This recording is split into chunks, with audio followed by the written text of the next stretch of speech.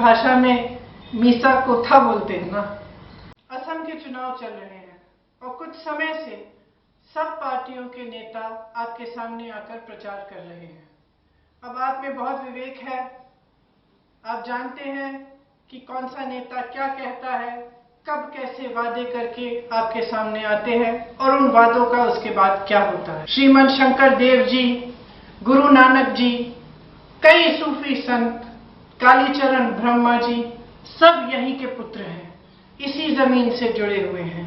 इस भूमि पर यहाँ आकर जनता से झूठ बोलना एक बहुत बड़ा पाप है। झूठ को आपकी भाषा में मीसा कोथा बोलते हैं ना। तो देखिए, 25 लाख रोजगार देने का वादा क्या था? मीसा कोथा। सीएए को लागू नहीं करेंगे, मीसा कोथा। सरकार में आते ही सीएए को लागू कर दिया। सीएए छोड़िए, एनआरसी द्वारा आपसे ये पूछा गया कि सबूत दिखाइए, दस्तावेज दिखाइए कि आप हिंदुस्तानी हैं। बाढ़ को रोकने का वादा किया था, सबसे बड़ा मीसा कोथा। और कोच और अन्य समुदायों को कहा था कि एसटी का दर्जा दिया जाएगा, आप आगे बढ़ाएंगे, आपके लिए खास हम काम करेंगे, मीसा कोथा। जितनी महंगाई आज है उतनी महंगाई शायद कभी नहीं हुई होगी। मैं पिछली बार जब असम आई थी तो कुछ लोगों के घर गई थी, गैस के सिलेंडर भी खाली पड़े हुए हैं। मैंने पूछा, गैस का सिलेंडर है, अब चूल्हे पे क्यों चला रही हैं, पका रही हैं खाना? मुझे बताया गया कि गैस सिलेंडर को भरने का पैसा नहीं है। मैंने तो गौर किया है कि भाजपा के नेता, खास तौर से हमारे प्रधानमंत्री जी, चुनाव से पहले भविष्य की बातें करते हैं। चुनाव हो जाता है, सत्ता में आ जाते हैं तो इतिहास की बातें करने लगते हैं, वर्तमान की बात कभी नहीं करते। ये कभी नहीं कहते कि हम आपके लिए कर क्या रहे हैं, हो क्या रहे हैं, हमने किया क्या है। आजकल तो भाजपा के बड़े बड़े नेता बांग्लादेश तक पहुंच गए हैं चुनाव प्रचार करने के लिए, क्योंकि स्थिति ये है कि ये काफी नहीं है कि आपके सामने आपकी बात नहीं कर सकते। चाहते हैं कि इनका पीआर, इनका प्रोपेगेंडा यहां से बाहर जाकर दूसरे देशों में हो और आप तक पहुंचे कि आप सोचे कि ये कितना बड़ा काम कर रहे हैं। लेकिन मैं जानती हूं कि असम की जनता सच्चाई जानती है। आप उस सच्चाई को जीते हैं। महंगाई की मार आप पर सबसे भारी पड़ती है। यहां खड़े होकर मैं आपको कहना चाहती हूं कि जो सरकार सिंडिकेट चला रही है, जिस सरकार ने आपको दो अलग मुख्यमंत्री दिए हैं, जिस सरकार ने आपको अपने निर्णय अपने आप लेने भी नहीं दिया है, उन 2 मुख्यमंत्रियों को भी रिमोट कंट्रोल से चलाया है, उस सरकार को आप खारिज कर दीजिए।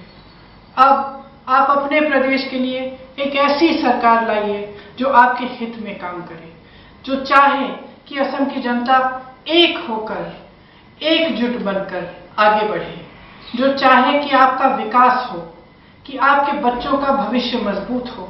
आज कांग्रेस आपके सामने 5 गारंटी लेकर आई है।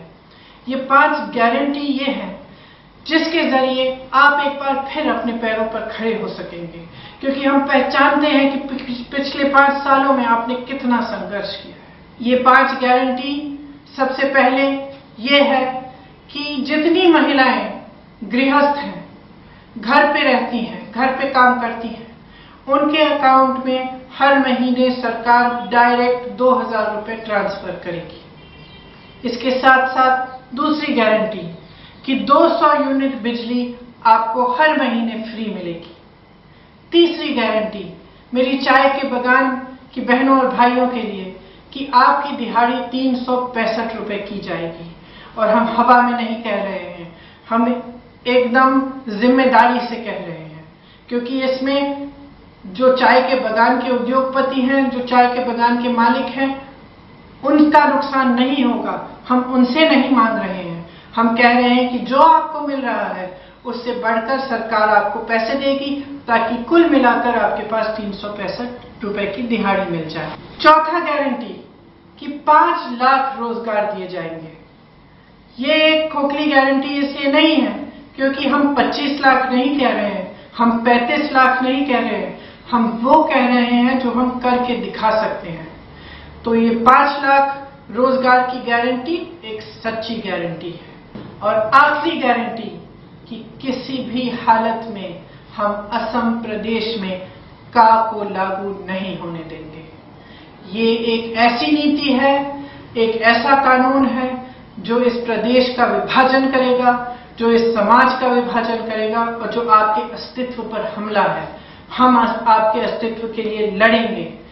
का कानून असम में कभी लागू नहीं होगा। ये हमारी 5 गारंटी है। कांग्रेस पार्टी ने आपको हितेश्वर साइकिया जी और तरुण गोगोई जी जैसे महान मुख्यमंत्री दिए, जिन्होंने दिन रात आपके लिए एक की, आपके लिए समर्पित हुए, आपके संघर्षों में शामिल हुए। इसीलिए कांग्रेस पार्टी में आप भरोसा कर सकते हैं। आज असम प्रदेश जहां तक आया है उसमें बहुत बड़ी भूमिका असम की जनता के साथ साथ कांग्रेस पार्टी की भी रही है।